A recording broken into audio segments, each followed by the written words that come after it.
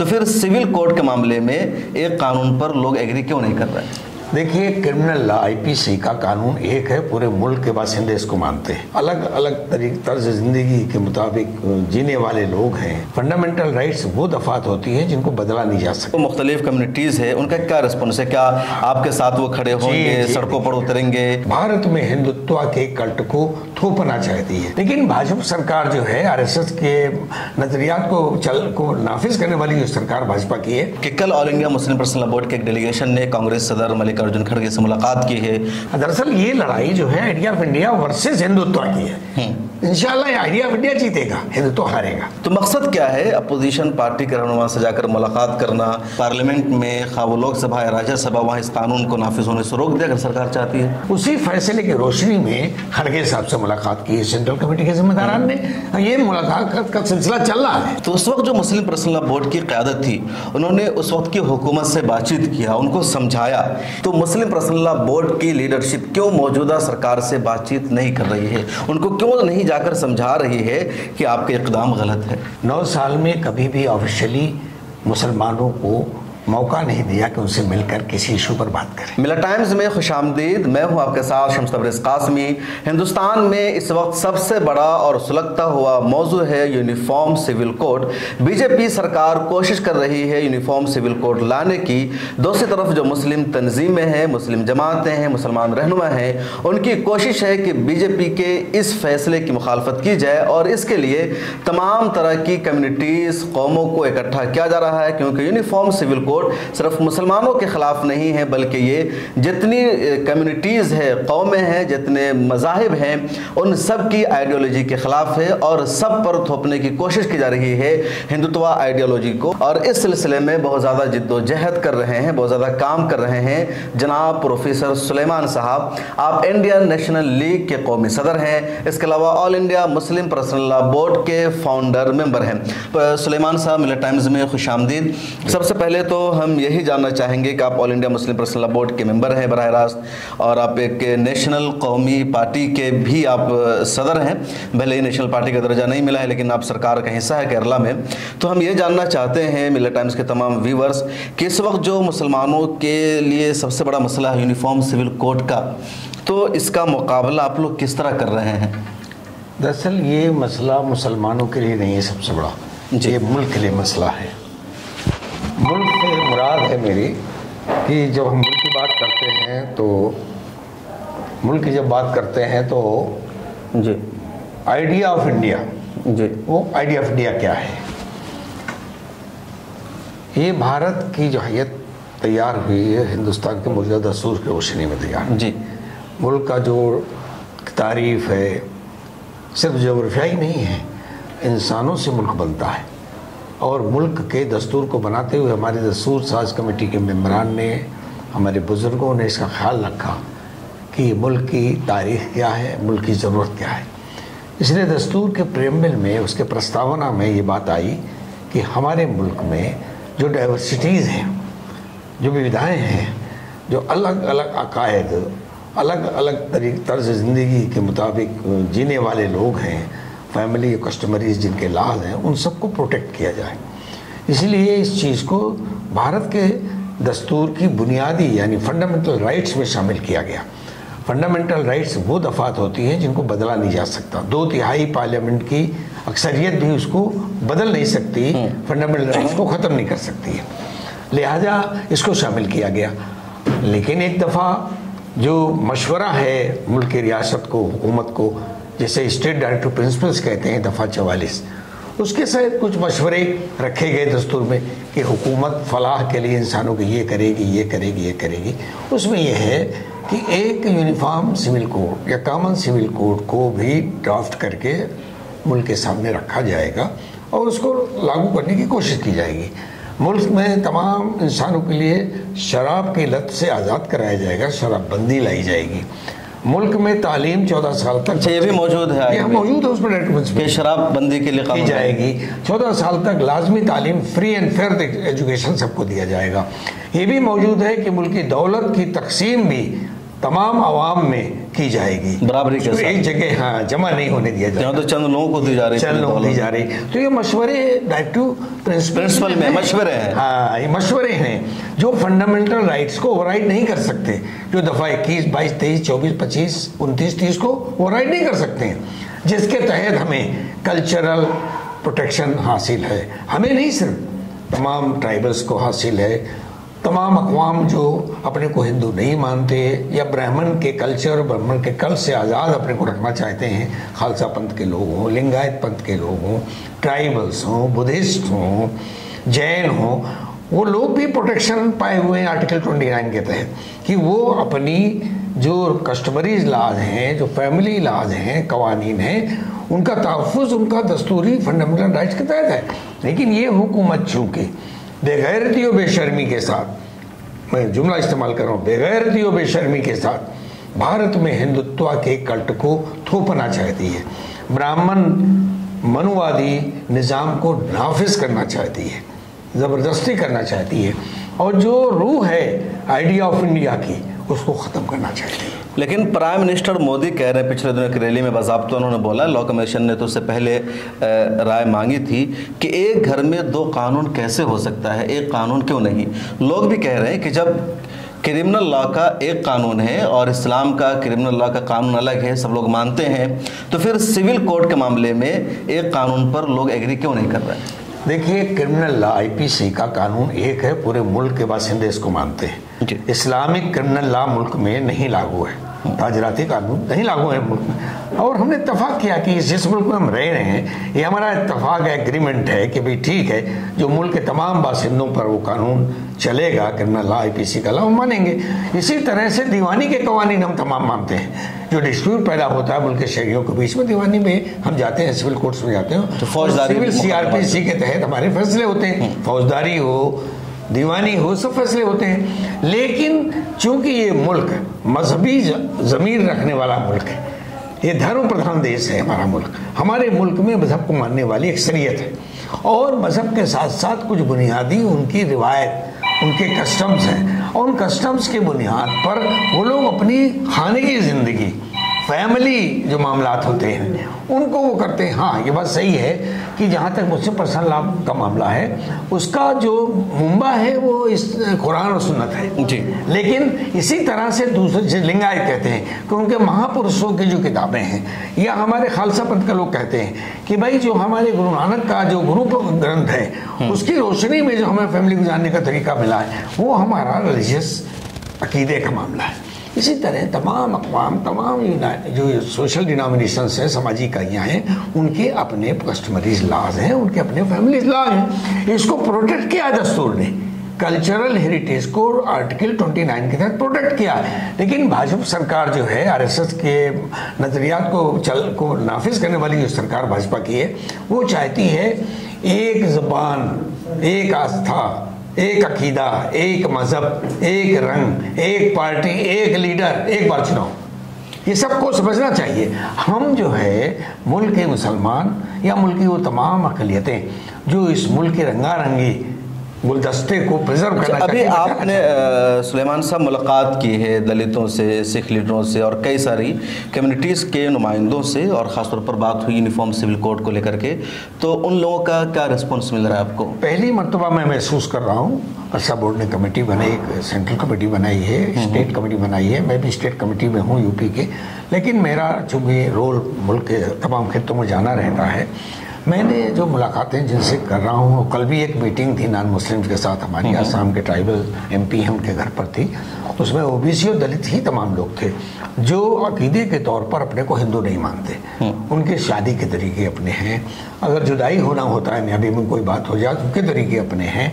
उन सब का एक ख्याल है कि ये जो UCC का मामला वज़ीर आज़म ने इलेक्शन के 6-8 महीने पहले ये शूसा छेड़ा है, ये दरअसल इशू ही नहीं है, ये बिंदु ही नहीं है, ये मुद्दा ही नहीं है, ये नॉन इशू है।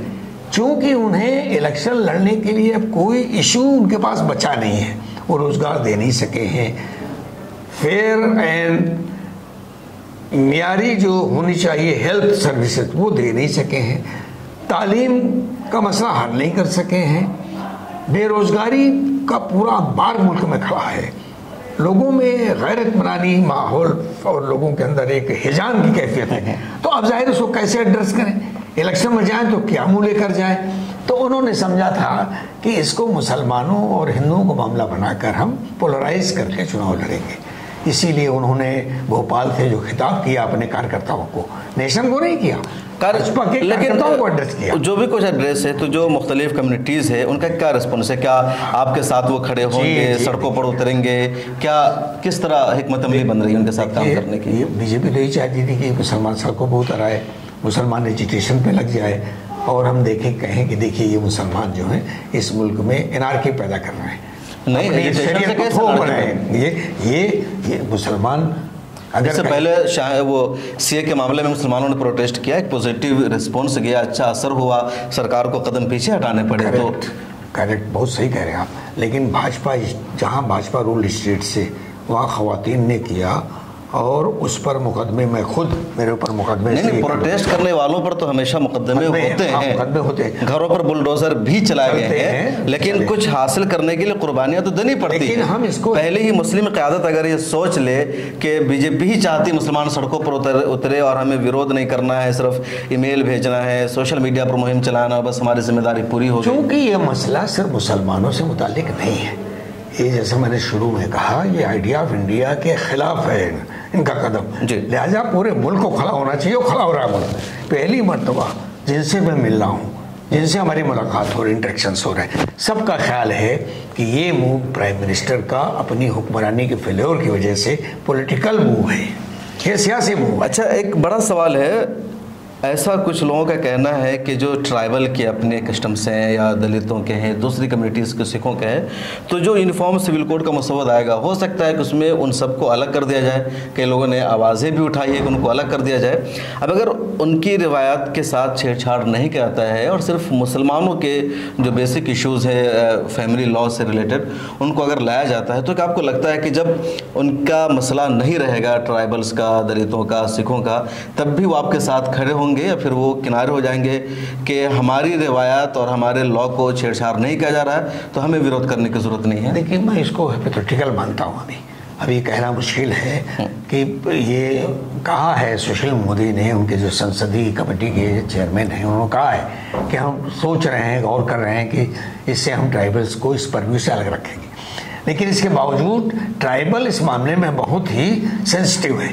उन्हें मालूम है कि ये अगर एक पर लागू करेंगे तो वो फिर इंक्लूसिव नहीं रहेगा, यूनिफॉर्म कहाँ रहेगा? बिल्कुल, वो तो एक्सक्लूसिव हो जाएगा, तो यूनिफॉर्म तो नहीं रहेगा। तो यूनिफॉर्म भी कह रहे हैं। दूसरी बात, उनके संसदीय बोर्ड के चेयरमैन ने बात कही है। सुलेमान साहब, केरला में कम्युनिस्ट पार्टी की सरकार है और कम्युनिस्ट पार्टी की सरकार में आपकी पार्टी एनएल भी शरीक है, आपके एक एमएलए भी हैं, वो मिनिस्टर भी हैं, और जो कम्युनिस्ट रहे हैं, वो खा उनकी जो भी पार्टी हो, वो सब यूनिफॉर्म सिविल कोड की हिमायत करते रहे हमेशा, क्योंकि वो रिलीजन और मज़हब से अबव कानून को मानते हैं, सपोर्ट करते हैं, वो कहीं पर मज़हब नहीं है। तो आपको क्या लगता है यूनिफॉर्म सिविल कोड के मामले में जो आप केरला में हुकूमत में है, वो सपोर्ट करेगी मोदी सरकार को, या इस मामले में जो आपकी सोच है आप उस पार्टी को कायल करने में कामयाब रहे हैं कि वो भी यूनिफॉर्म सिविल कोड पर आपका साथ दें और बीजेपी के इस एजेंडा की मुखालफत करें? देखिए, भारत के कॉमरेड्स, हमारे मुल्क के सीपीएम के लोग हों, सीपीआई के लोग हों, सीपीआईएमएल के लोग हों, सभी से बात हो रही है। भट्टाचार्य से भी बात हुई है, सीताराम येचुरी से भी बात हुई है, अतुल अंजान सबसे बात होती है, डी राजा से बात होती है। एक्चुअली भारत के कम्युनिस्ट, हालांकि उनका माजी का स्टैंड रहा है कि यूसीसी को सपोर्ट करना मामले में रहा है, लेकिन वो महसूस कर रहे हैं कि ये यूसीसी तो बहाना है, मुल्क में हिंदुत्व को लाना है, ये उनको एहसास हो गया उनको। इसी वजह से वो जो आइडिया ऑफ इंडिया का जो एक वो है स्टैंड, उस पर हमारे साथ हैं, हम उनके साथ हैं। अभी 11 तारीख को हम पॉलीकट में एक मीटिंग कर रहे हैं, जिसमें सीपीएम एक तरफ है, कांग्रेस दूसरी तरफ है, उसमें सीपीआई भी है को मिलाकर क्रिश्चियंस भी हैं, हाँ, सब मिलकर। दरअसल ये लड़ाई जो है idea of India versus Hindutva की है। इंशाल्लाह ये आइडिया ऑफ इंडिया जीतेगा, हिंदुत्व हारेगा, ऐसा हमारा। अच्छा, एक आखिरी सवाल मैं करना चाहूँगा। अभी खबर आई है कि कल all India Muslim personal board के एक डेलीगेशन ने कांग्रेस सदर मल्लिकार्जुन खड़गे से मुलाकात की है। कुछ और भी अपोजिशन पार्टियों के रहनुमाओं से मुलाकात के बारे में बातचीत चल रही है।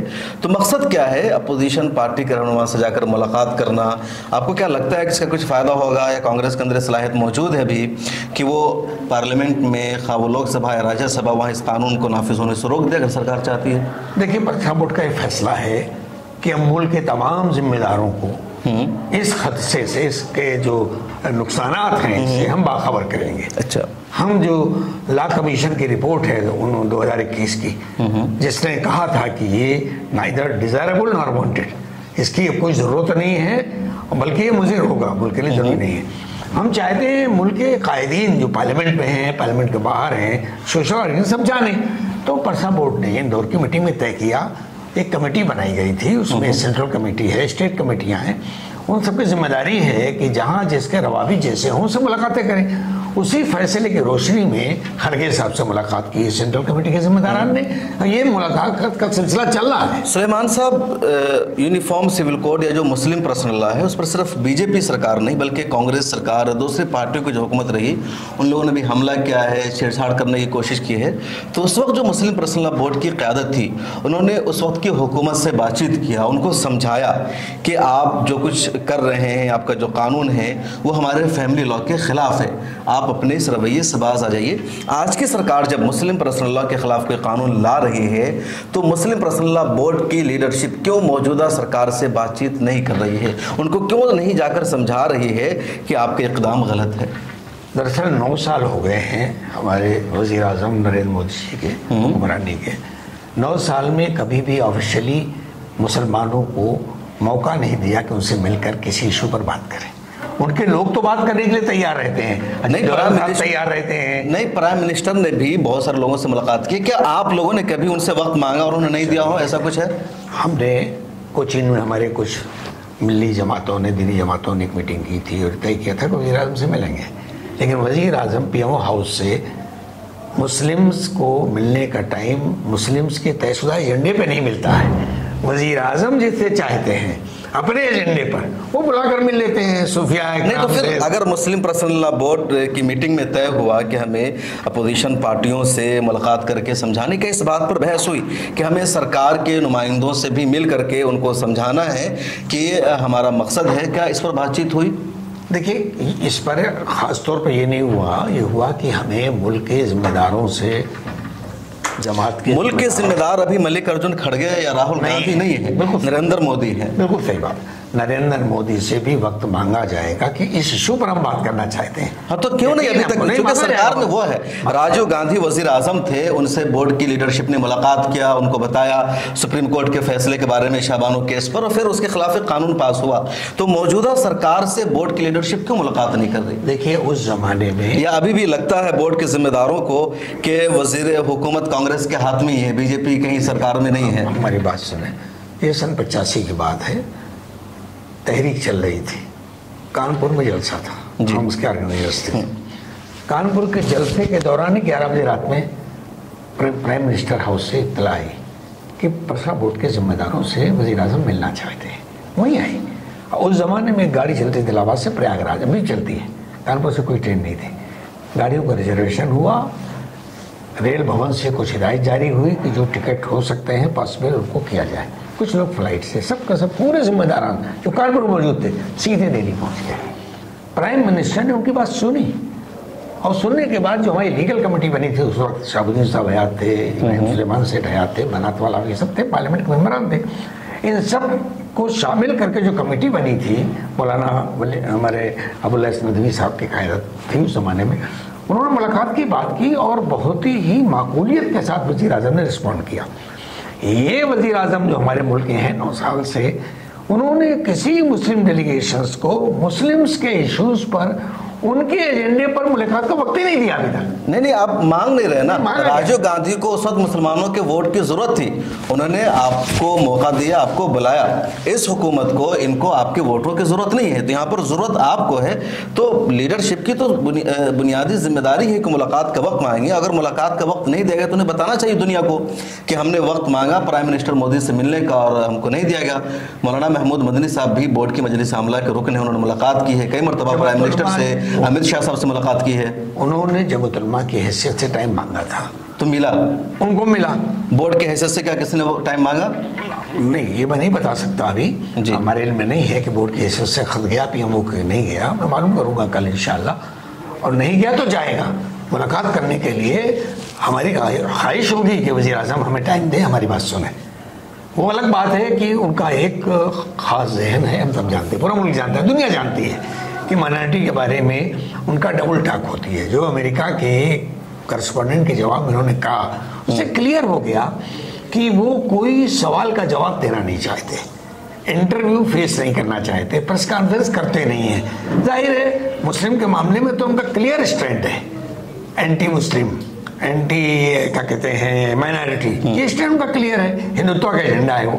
लेकिन उसके बाद भी हम टाइम मांगेंगे।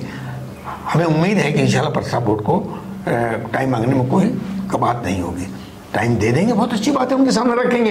लेकिन हम मुल्क को बाखबर करना चाहते हैं, प्राइम मिनिस्टर के साथ पूरे मुल्क को बाखबर करना चाहते हैं।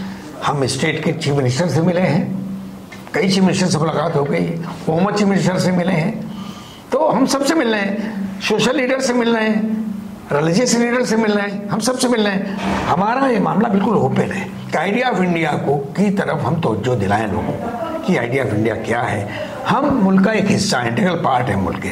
हम भी चाहते हैं idea of India he preserve करे, कोई ख़ास ब्राह्मणिकल या ख़ास एक एजेंडा मुल्क में नाफिज न किया जाए, एक वे ऑफ लाइफ नाफिज न किया जाए। बिल्कुल। तो हमारे साथ थे प्रोफेसर मोहम्मद सुलेमान साहब, आप इंडियन नेशनल लीग के कौमी सदर हैं और all India Muslim personal law board के फाउंडर मेंबर भी हैं। इन्होंने बताया कि किस तरह यूनिफॉर्म सिविल कोड के खिलाफ मुल्क की मुस्लिम तंजीमें और ख़ासतौर पर मुस्लिम पर्सनल लॉ बोर्ड लड़ रही है, क्या क्या हिकमत अमली अपनाई जा रही है।